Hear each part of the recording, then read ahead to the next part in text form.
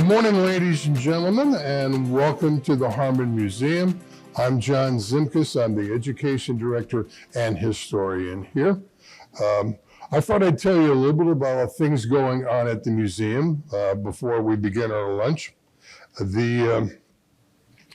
On February 21st, which is this Friday, we're beginning a brand new exhibit. It'll be up through April 26th, 220 years, Shakers in the West. We had the largest Shaker community in the West and the second largest Shaker community that ever existed 4 miles west of us, Union Village. And they had over 4,000 acres. And at one time, as many as 600 members. And they were there from 1805 to 1913. And so we have some very unusual and unique pieces, some which are not normally put on display. And we have some things from private collectors. It's not totally set up now, but if you, with your ticket here for the lunch and learn, you can visit, see how it's progressing. The official opening will be on Friday, and I think that's something you will thoroughly enjoy. We have a black bag bingo coming up on the 22nd, which may be sold out. It is, but if you are upset by that, well, in March 13th, we're going to have another one. 15th, thank you very much. And so you can reserve your seats for that. We have a number of things going on at music at the museum. We began last Thursday. We had the McLeans, the Celtic music. We had 80 people enjoying that. March 13th, we've got the Gibson Quartet, a string quartet, and they'll be playing classical and contemporary music. And on April 10th, or Thursday, these are all at 7 o'clock, the Rabbit Hash String Band will be here from Rabbit Hash, Kentucky. And if you know anything about Rabbit Hash, you know for decades now, their mayor has been a dog. And they're famous for their little general store, and it's great Appalachian music. Thursday, May 8th, bagpipes with Mike Morton. And then on June 12th, ending up our Music with the Museum season, Jay Mills, Broadway tunes. Jay is a phenomenal local musician. 51 years ago, he played at my wife and our wedding. And to see a 5-year-old play the piano, he wasn't at all, but he was great. It still is great. I always loved to see Jay. He was playing here when we had the Harmon Awards given out on Saturday. And he is such a consummate musician. He's one of those guys who plays. I say, "Hi, Jay," and he waves at me, and you don't hear a missing note from the piano. I don't know how he does it, but he's... He'll play and talk to you. Yes, exactly. Oh, exactly. He will play and talk. A fantastic, fine musician. On April 19th, we're going to be dedicating the Ashley and Barbara Ford Maritime Gallery. A brand new display. We're currently under construction building that display, but the ships which are part of that, which is a phenomenal collection, probably one of the finest in this part of the country, to tell you the truth, are temporarily on display in the Transportation Gallery. So you go down the ramp, turn immediately to the right, and you'll see these ships. But they're going to be officially dedicated on April 19th. On June 7th, Broadway will be blocked in front of us, and we will have our second Lebanon Festival of the Arts from 10 to 6 on June 7th, a Saturday. Phenomenal things will be taking place as far as performances, artistic booths, craftsmen of all sorts, and it's something worthwhile. I think it's one of the finest festivals Lebanon puts out, and this is only its second year, and it was great. And it's different because it's also a different part of the town. It is in front of us, and a number of activities take place here and in the Village Green at the Harmon, and all of it is free. So something you will thoroughly enjoy. And then finally on June 17th, we're so proud to have the dedication of the statue of Dr. Joseph Warren, General Warren, the name our county is named after, the person we are named after. Would have been a founding father had he not died in the Battle of Bunker Hill. So he was definitely a founding martyr. Courageous man, young man, only 34 years old, sent Paul Revere on his famous ride, was promoted to general at the Battle of Bunker Hill, decided to fight as an enlisted man, died in that conflict, one of the last people, sacrificed himself so that the Americans could get out of off the hill. We're one of 28 states. I believe that's the case. I think it's 14 states. We're one of 14 states. 28% of the states do have a Warren County. And we have a collection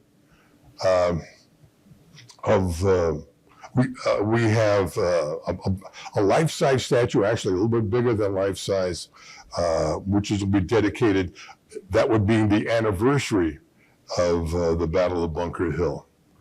So that'll be, statue will be in front of the Broadway entrance, the old entrance to the Harmon Museum. So we have a lot of things going on, and don't forget there is a discount at the gift shop, 20% off on things simply because you are with us. If it's a consignment item, it's only 10%, but if it's something we're selling outright, it's 20% off. Take advantage of that. So thank you for being with us, and we will eat shortly. Welcome once again, ladies and gentlemen, to the Harmon Museum for our February Lunch and Learn. I'm John Zimkus. I am the Education Director and Historian here. In future months coming up for Lunch and Learn, next month on the 19th of March, author James Ott will be talking about Frank Duveneck, The Greatest Brush, a brief look at his life and loves. Perhaps the greatest artist to come out of the Cincinnati area. Duveneck was a teacher of many of the artists which came in the early 20th century, and a fine artist himself. April 23rd, our good friend and our colleague Jim Newport, who is our facility manager, or someone's laughing because that's a fancy title. He fixes everything. If it's broken, he'll fix it. But he's going to talk about aviation myths, heroes, and oddballs. He is quite the aviator himself. On May 21st, Military Women's Memorial. It's in Arlington National Cemetery. Our guest speaker will be Colonel Judy Pearson, retired from the United States Air Force. And on June 18th, I will have the pleasure of being your speaker, following the tracks of the Underground Railroad in Warren County. And we'll talk about that most famous and intriguing aspect of the Civil War and pre-Civil War time, where people broke the law to help others escape slavery. So these are some of the things we have coming up. Our speaker today is no stranger to Lunch and Learn. Linda Martin and her sister Jane not only are big attendees at almost every Lunch and Learn we have, they're also volunteers to help clean up. I first met her, good 5-6 years ago. During COVID, we were going to have a Lunch and Learn. She has a fantastic collection of Christmas decorations. This would be maybe 1/4 of what she has on Christmas. But we couldn't do it because of COVID, so we tried doing a video. It didn't quite work out. Halloween, yeah. So when the things eased up, we had her come in, and it was fantastic. A year goes by, and she says, "Oh, by the way, John, I've got I'm sorry, this wasn't Christmas, that was Halloween. Yes. It was Halloween was the first one. And like I said, about a quarter of what we have. This is only a quarter of it. But then she says, by the way, I've got Christmas things. Well, great. So she comes in and does her Christmas things. And then a year or so later, by the way, I've got Easter things. Now, I missed that one. So we're going to have I was ill that time. But then I found out she has Valentine's Day, which, of course, was just earlier this month. I don't know if you've probably taken a quick look and seen what we have here. Some of these sort of things I recognize from my youth, handing out little Valentines in elementary school and that sort of thing. She is a good friend, a great collector. It's my privilege to introduce Linda Martin. Thank you.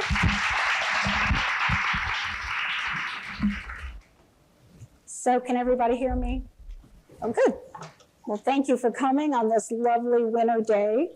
We're kind of post-Valentine, aren't we? But hopefully some of the things will remind you of childhood, or you had it, or your parents had it, or however it got to you. But those who don't know me, like John said, I do collect all holidays, every one I can get my hands on. My husband and I scour flea markets, antique shows, anything we can find out in the wild. Many times that requires 6:30 in the morning. It's dark. We're out thinking, what are we doing out at 6:30? I may come home with one item. He's also a collector, which is good for us. He goes one way, I go another way. We meet up, see where we're at, then we go again. He also purchases items for me for Christmas or birthdays or any holiday of sorts, rather than going to the mall and buying me another sweater. So I always appreciate that. So we do have some in common. We are getting to a full load in our basement. My stuff is usually organized, his not so much, but it's gotten better. But once you get the bug of collecting, you have it for a long time. Isn't that right? Yes. My good friend is here who collects as well. So when you get done, come up and look or ask any questions, or if you have a memory that you remember about Valentine's Day when you were a kid or however. But what do we know about Valentine's Day? Well, there's a lot of information out there. It goes way back to mythology. I took it down to just a little paragraph because it really got in the weeds of things that I really didn't know. But I'll read this so you have some idea why we got to Valentine's Day. It says, by the 18th century, the practice of exchanging tokens of affection and handwritten notes became common in England. The tradition eventually made its way to the United States, where Valentine's Day cards began to be mass-produced in the 1840s by Esther A. Howland, known as the mother of the American Valentine. Who knew? And thus, from the valiant actions of a defiant priest to the poetic music of the lovers, Valentine's Day evolved into the global celebration of love we know today. A day marked by heartfelt messages, chocolates, flowers, and expressions of affection. All in a nutshell there. There's a lot more about it if you wish to go look it up, because it's really very in-depth. But so we'll kind of venture along here, starting with my backdrop here, that it was a great vision before I decided to go put it together. It looked good on my dining room table. But at this point, it's a little disheveled, but I'm sure you don't really care. It took us a little while to get that together. I guess everybody can remember when they got Valentines in school, right? Everybody got them. I remember making those little boxes we made and passing them and had notes on them. I wish I had my old Valentines. I do not. I don't know what happened to them. My mother probably ditched them. We don't need them anymore, but I wish today I had them back because it would have been a good memory to keep those, to see what people I had friends of. So that's, if you have any memories of that, lots of those 40s, 50s, 60s Valentines, they're still out there. People still have them to sell. So maybe you have them in your basement. If you do, let me know. I mean, or anything along any holiday. So starting with my little Brock's store display, would have been in a candy store, in the window, anything along that line where people had it. Brock's Candy became known in 1904 by Emil J. Brock, invested his life savings in a storefront candy store located in Chicago, Illinois. Most of his candies were known for, number one, jelly beans. Brock's came up with jelly beans first. The second was candy corn, which I thought that seemed like more of a 60s, 50s, 60s, but no. Chocolate stars that we all still see in the stores with Brock's chocolate candy, and conversation hearts. That was in the 1950s. So he did develop that. We were thankful for Brock and his chocolates. Also then came Hershey's. Hershey's got in the act in 1893 by Milton S. Hershey. He developed the chocolate bar in 1900. Candy Kisses were 1907. I thought that was really a good thing to know. And the Good Bar, which they talked about, was 1925. So we've had these candies around for a very long time. He made chocolates affordable for everyone. He built a town for his employees to live in that worked in the factories for him. I don't know if, I've never been to Hershey's, Pennsylvania. Has anybody? You have been? You all have been? Oh, yeah, I hear it's very nice. They've made it nice. Cadbury then started selling chocolate, which I thought this was interesting because when the chocolate was gone, the heart-shaped box were boxes in 1861 started. Once the candy was eaten, the box was used for love letters, tokens, notes from whoever they kept them. So that could be why a lot of these survived.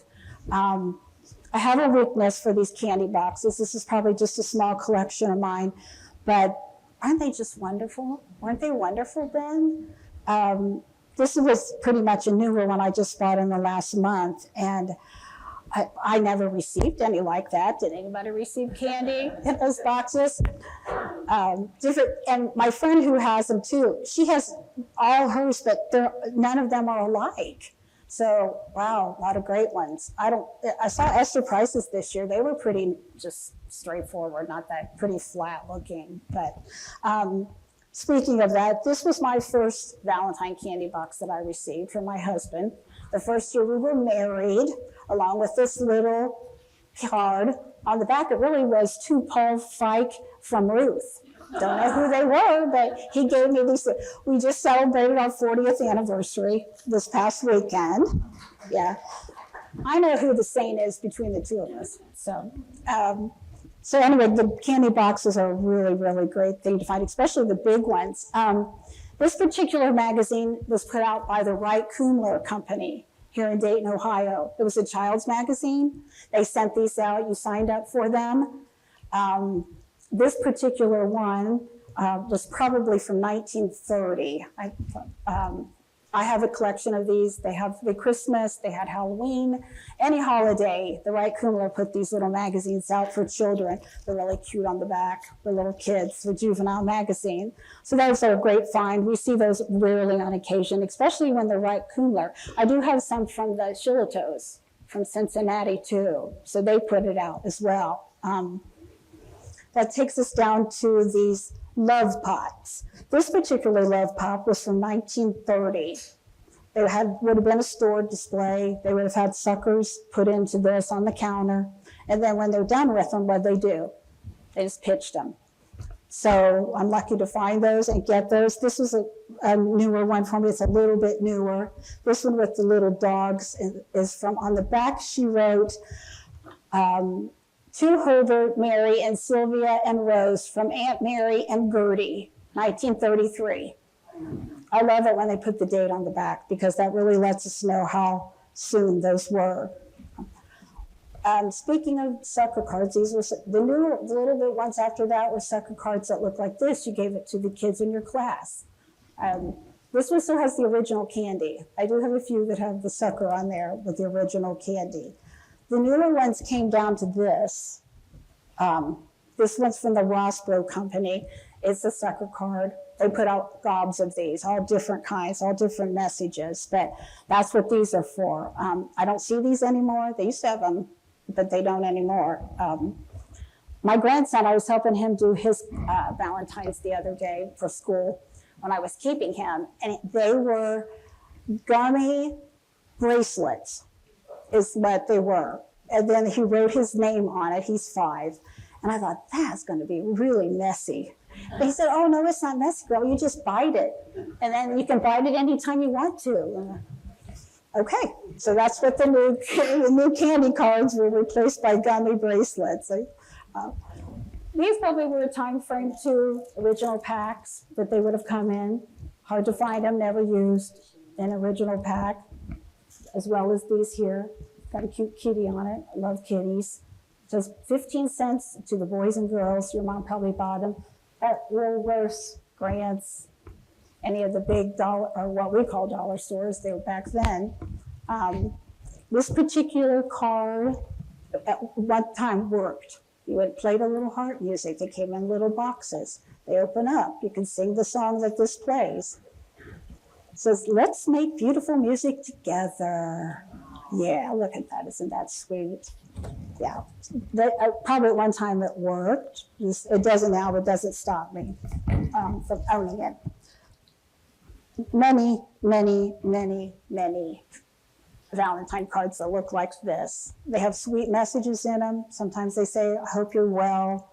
You probably all know greeting cards, but these are probably, most of these are probably from the 40s, the way they are. We have lots and lots of cards. We can find cards still today. Matter of fact, not long ago, at a flea market we went to, I bought 850 greeting cards at one of these shows. Some of these probably came from that. They were one lady's cards.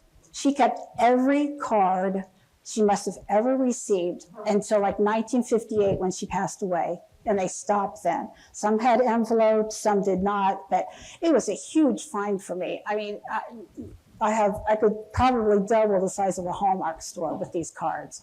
The only thing is there was no Halloween ones, which I know, that was so disappointing. But look at it, you know, other than that,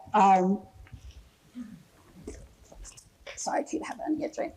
We also probably remember these little candies, these sweethearts candies that we would have got by the boxes, by these little plastic containers that they came in. They came out in 1866 by Daniel Chase. He developed a machine that could press food dye letters onto they called them candy lozenges then, and it was made famous by his brother, the New England Confection Company, better known as Necco. So it said he became a popular treat even today. So I thought that was kind of interesting. I didn't find these to be as bright colored as I remember them being, but nevertheless, they taste the same because I've tried them. This little group of plastics were put out by Sam Rosin. He was a famous candy maker. Initially, they were not plastic. And he started in 1946. So much as his holiday themed figures, they would have had lollipops. These would have had little lollipops with this. You got the toy, and then they would have had a group of little suckers with it. They do have these in Halloween. They do have at Christmas. They do have Easter. We see Easter ones too. So this little group, they have kind of wacky looking face expressions, kind of possessed a little bit, but they would have had suckers in them. You would have got this wrapped up in a little candy bag, or sometimes they came with a little card. If you could find the Halloween ones, you probably could retire because they're very popular and collected by many, many people. These little girls are my favorite out of my whole table. These two little Valentine girls are my favorite. They have these little pipe cleaner skinny legs. They have a little message on them. There's no date on those, but I'm guessing those from the way the little girl's looks like. I would say they were from the 40s, wouldn't you? The way she looks with her pigtails and stuff.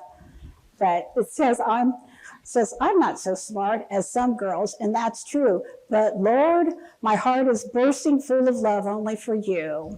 Isn't that sweet? So they have little messages, but they don't really have like this one does. This is from Grandma, 1927. I know, I wouldn't have thought that either, would you? Yeah. So that's hers says, what's hers say? Cupid steals lots of hearts away, but this heart of mine I'm saving for my only Valentine. Isn't she sweet? She's so sweet. So this cheesy little Valentine rose thing has a reason. I didn't buy any real roses, but I thought it was interesting because a lot of people get roses for Valentine's Day. Did anybody get roses for Valentine's Day? Jeannie did. Good for her. You guys did too. Did you get them at Kroger's? I walked in Kroger's last week. It smelled like a funeral home. There were so many flowers there. I thought, who gets those? But 250 million roses are produced for Valentine's Day, according to the Society of American Florists. Red making the most popular, of course. You would think red would. I don't really know the traditional why we gave roses at the beginning. I found out that 12 roses are the traditional way to show your love for someone. It shows that you're thinking of someone 12 months a year. Didn't know that. I didn't know that at all. Or 12 different ways to say I love you. So there's the meaning of 12, why we get 12. But I had to bring a little representative of that. Goes to my ceramics, my favorite things. They had them in birth months. Did anybody have any angels for birth months? Did you? Yeah, some people do. I never did. We never did. You did, Lisa? Yeah, we never have it. I do have all the girls and all the boys now, and the boys are harder to find. Because who would you give a boy angel to? Probably wouldn't give that to a boy, would you? But I like those. The little bell girls, all the little these are just February girls too. This was 3 different visits that I did buy these girls, not all at the same time, but they have the sweetest faces, as well as these little candy boxes. These are made by Lefton, the big ceramic company, Old Howard, any of those big ceramic companies. I have not seen either one of these in a very long time. I've had those for a long time in my collection. Especially to not have the wing broke off, because the wings break off very easy. This would have been a planter that somebody would have got Valentine's flowers in, or greenery, whatever. The same with her. She would have had as a planter. They don't make them like that anymore, do they? You just basically have them. This was a jewelry box on somebody's little dresser. Looks like she's got a big skirt on. Another type of February girl. I don't have very many of those, but all of them are my favorite. Especially this one, who my good friend gave me this. She's laughing. It was out at Christmas time, and I loved her so that I put a little heart on her and brought her today. Isn't she sweet? She said, this looks like you, not me. Of course, she knows I love cats, so she made the show too. So these would have been in jewelry stores, and windows, countertops, wherever over the years. These were probably back in the 50s, the early 60s. My husband loves advertising, so he has a tendency to look at advertising and brings that along. I have several of them. The one way down there, and I have one other one, but I don't think it made the cut. But these I really like, because it kind of is cheerful. Even more, little more ceramic girls, monthly ceramic girls. I did bring this little fella. He's a pixie. But what does a pixie have to do with a worm at Valentine's Day? Who knew? But I thought he was really cute. It's made in Japan. I really thought he was something cute. So I brought him along too as something different other than just little girls. This is a recent magazine that I just got. My husband got Child's Life. It's sort of in the line of the magazine for young girls and boys in that one. I love the cover of this. The blue, this particular one is from 1938. They have really wonderful little articles, little stories for children. They do have them for Christmas, they have them for Halloween, and they have some that are Easter as well. But it's such a pretty magazine to have from that time frame, and to have be in this good of condition. My husband bought that at a paper show. They do have paper shows that have nothing but paper items. It's a very interesting show to go to. So, paper hat. That was a vintage paper hat here. It's great paper. You would wear that to your party, if you had a party, Valentine's party. This one I loved, not only because he had a little duck, but he was also originally a card. So he got sent as a card to you that would have closed, got it in an envelope, got this little, and there you go. You open it up, and it's a hat. So I'm not sure who would have wore the hat, probably some young girl. But it was put out by a Stanley Greeting from Dayton, Ohio. I'm not familiar too much with that company, but interesting way they put the Valentines together.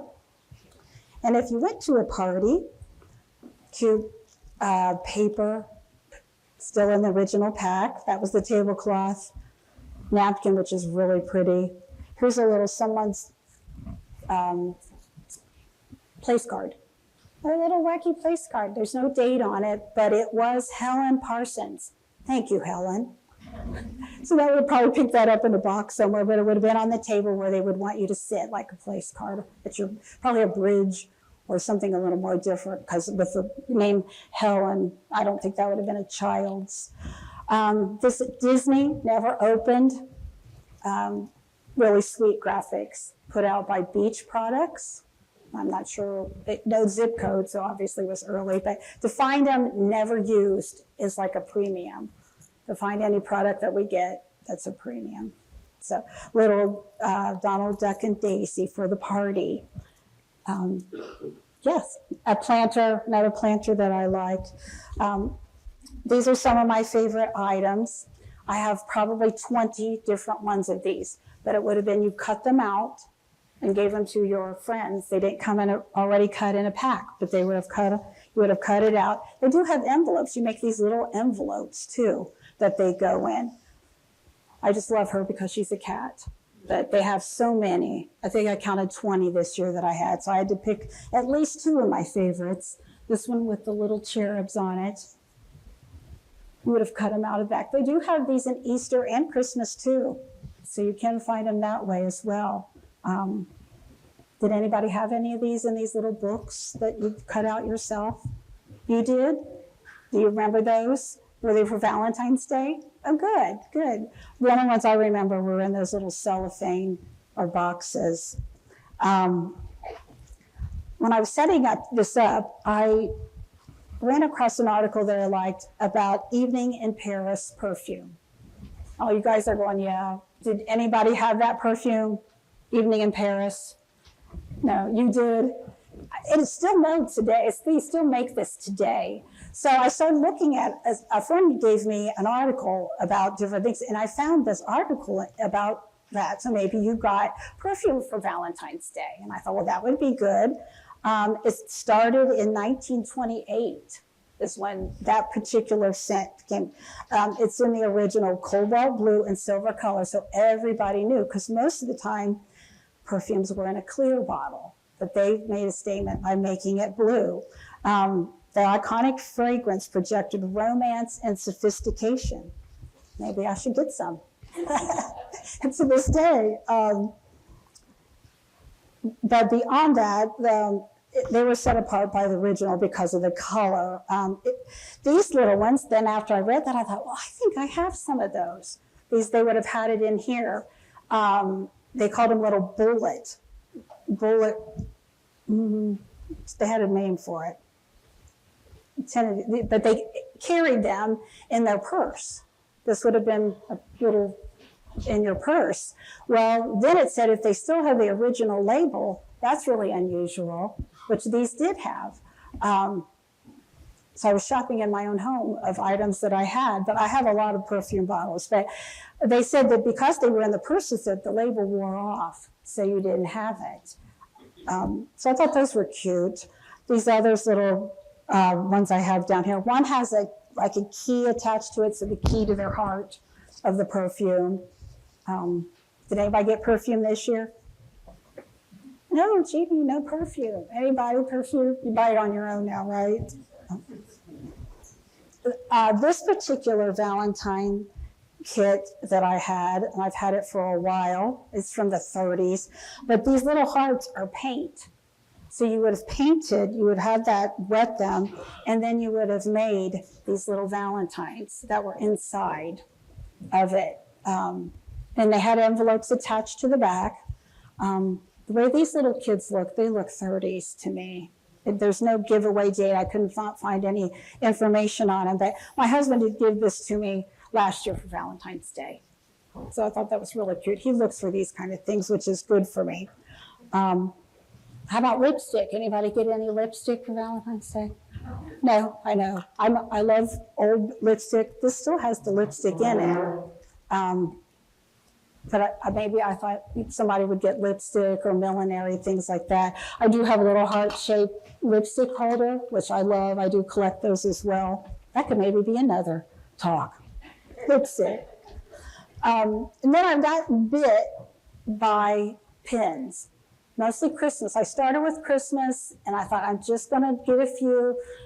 It grew and grew. Now I have, these were all Valentine. I have a lot for Easter. They're an easy thing to collect. You can put them in cases. So I want all these little pins, which have a lot, little Cupid, that really cute idea to have. An easy collection if you don't have a lot of room. And they're fairly inexpensive, up to more expensive ones for Christmas, probably real jewelry.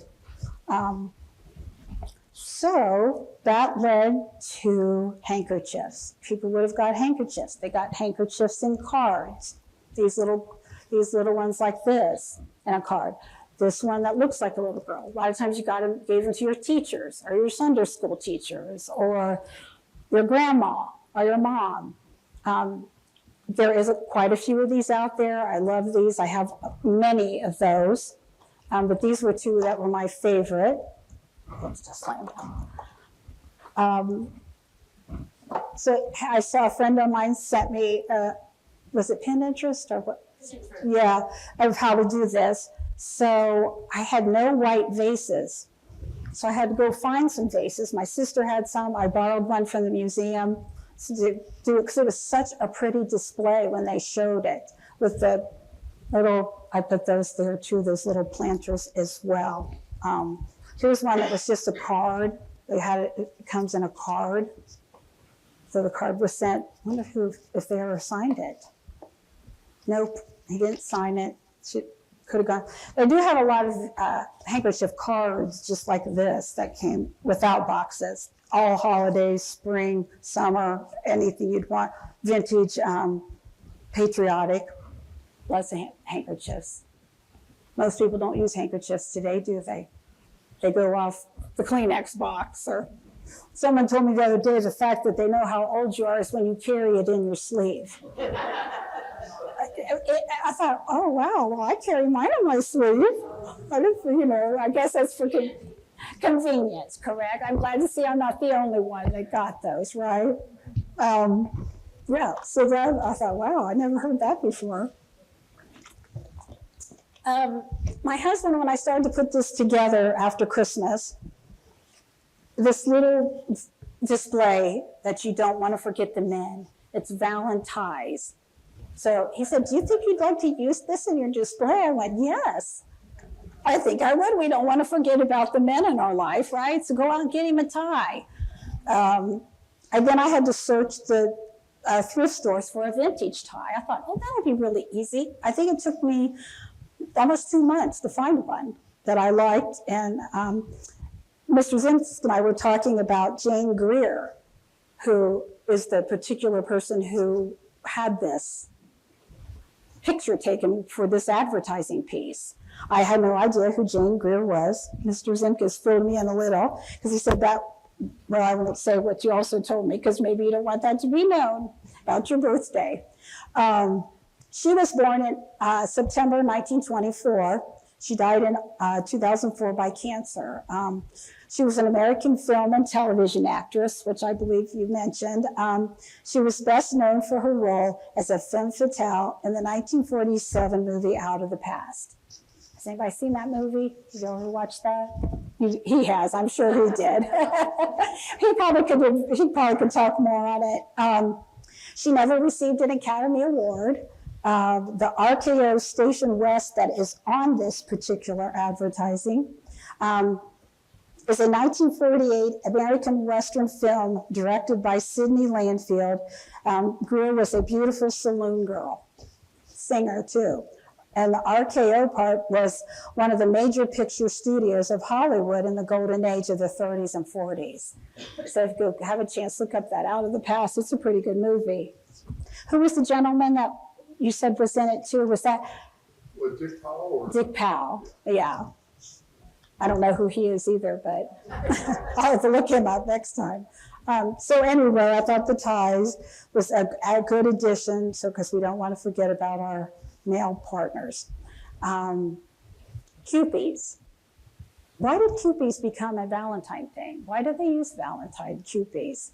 So once again, I went to Google, that we always do.